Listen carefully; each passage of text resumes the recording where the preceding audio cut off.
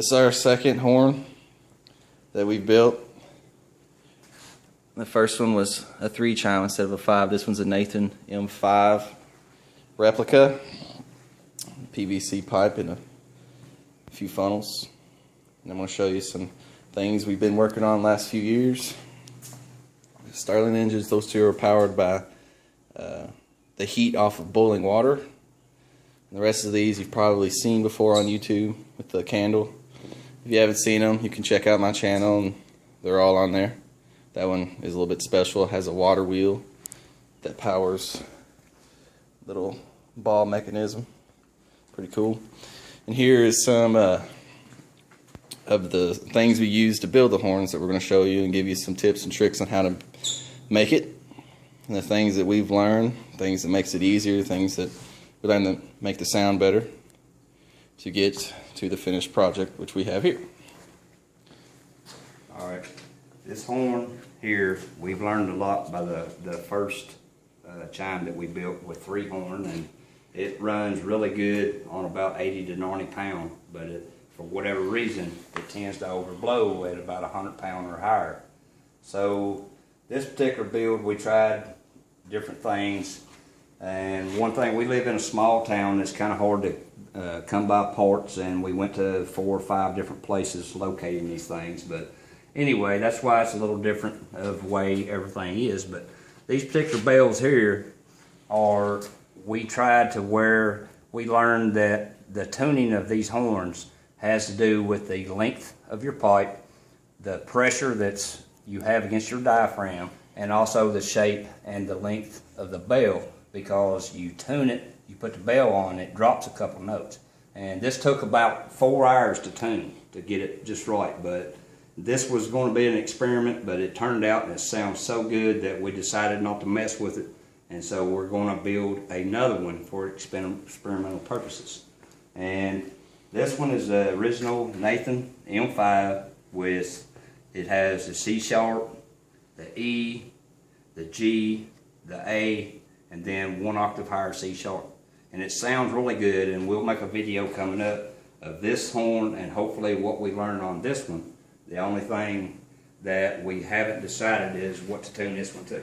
We're already satisfied with this one, but we're going to try something different on this one.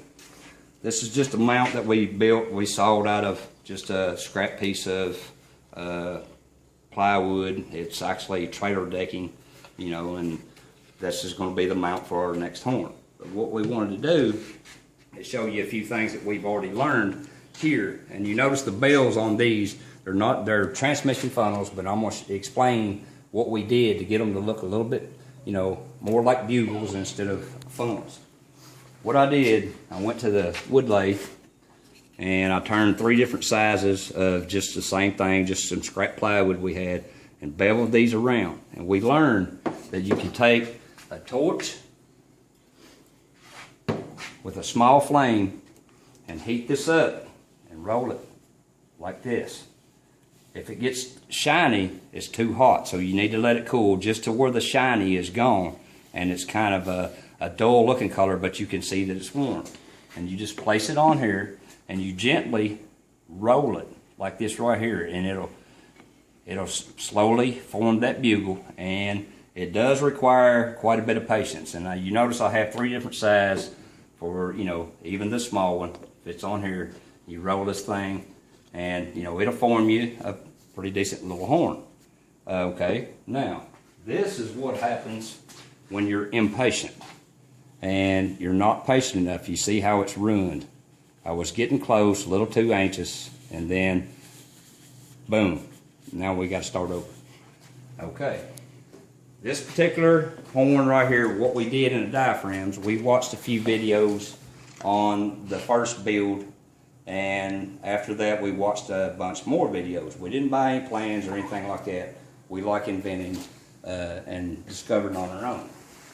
The diaphragms in this particular horn are polycarbonate, and there's 2 of them. If you notice, one is a little bit thicker than another one.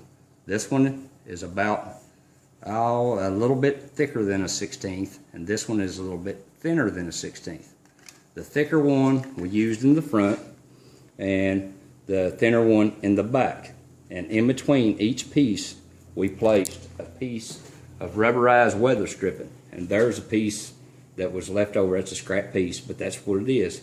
And then we compressed each one of these in between. If you can get down close, there is 3 of those in between what you see right there, and it's compressed about half each one. And then we just put our biker pieces in, drilled and tapped and screwed. Okay, this horn sounds really good. I'm not sure how loud it is, but my daughter lives a mile and 3/10 away according to Google Maps, and she can hear this from my house. It sounds really good, so we decided not to mess with it, and I've taken it to work, showed a few people, and there's a ton of people that would love to have that horn. Okay, so we've already discussed, you know, the funnels and what we did there, and this is going to be the, you know, the cones for this particular build. So what we did, we finally located enough bigger ones on this one, is one thing we tried. And we've discovered it really doesn't matter where you put this, in here, whatever, just whatever works. But this particular build, we decided that we're just going to use one of the thin pieces of polycarbonate and see what happens. We may end up going to aluminum or steel or whatever, but hope, you know, this is an experimental project. And we've already got our diaphragms in place, and what we did was took this fitting here, which is oversized by far, and on this one, the first one, we did not use this, and we did, after doing more research, we learned that the real train horns are bigger back here. I don't know if that makes any difference or not, but we're going to find out. This one is just a raw pipe coming into the back, as you can see. There's no, see the difference? This one is bigger. It's the same size pipe. Okay, so what we're going to try to do here, our go is, okay, you can screw this in here, and I haven't got Teflon tape on it yet, so that'll tighten it up. But we discovered that the different amount of pressure that you put on this thing, you know, changes the tone and the way it sounds. But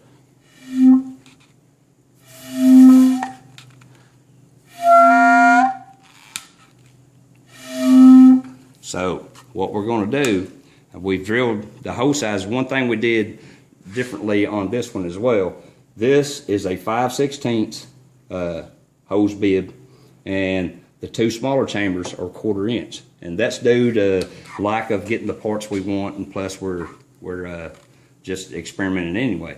And we drilled out this hole just a little bit bigger than 1/8. We plugged it with a butt splice terminal, and then drilled it out to just a little bit bigger than 1/8.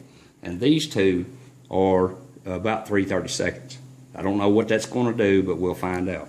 And this particular one, all of them are 3/8, but we used an 1/8 inch hole in each one. And it seemed to work really well, but that's why we don't want to mess with that horn. So this is the diffuser we use, just a 1/4 inch, you know, ball valve, 2 end caps, a T, and we just drilled and tapped 1/4 inch pipe threads. And the same thing, we have, these are going to be, you know, our 3 bass notes, and these are our treble notes. And as you can see, you know, these, we don't put any bushings in here.